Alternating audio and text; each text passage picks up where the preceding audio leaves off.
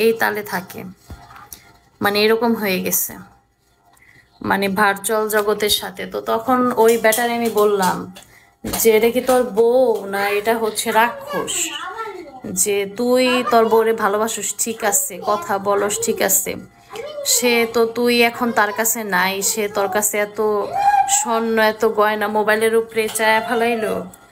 হুম।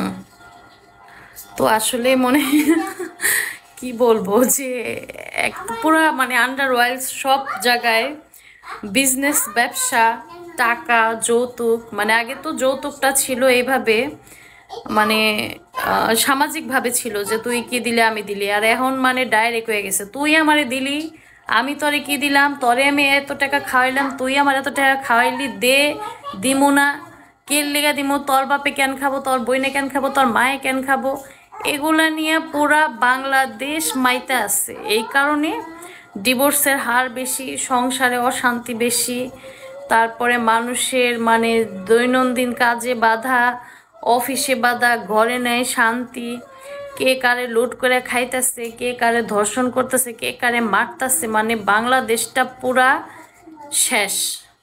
আর ঢাকা সিটির যে বিষয়টা সেটা হচ্ছে, ঢাকাতে যে মেয়েগুলা আছে এগুলা করে কি জামাই ঘরে রাইখা বিভিন্ন ক্লাবে যেয়ে যে তারা মদ্যপান করে, কইরা কইরা বিভিন্ন বেটাদের সাথে এদিক সেদিক নানা জায়গায় ঘুরে বেড়ায়। আর এদের জামাইগুলা করে কি, এদের জামাই ওই দিক সেদিক ঘুরে বেড়ায়, মদ মাস্তি করে, মানে এইভাবেই দিনগুলা চলতেছে। তো এই কারণে আমি বললাম যে আজ থেকে 100 বছর আগে যদি জন্ম নিতাম এই দুনিয়ার বুকে অনেকটা শান্তি পাইতাম। এই ভার্চুয়াল জগতে আইসা ভাই কাউরে বিশ্বাস করার কথা অ্যাটলিস্ট আমাকে বইলো না। এই কথাটার উদ্দেশ্য একটাই যে এখনকার মানুষ মানুষ নাই, এখনকার মানুষ পুরা শয়তানে পরিণত হয়েছে।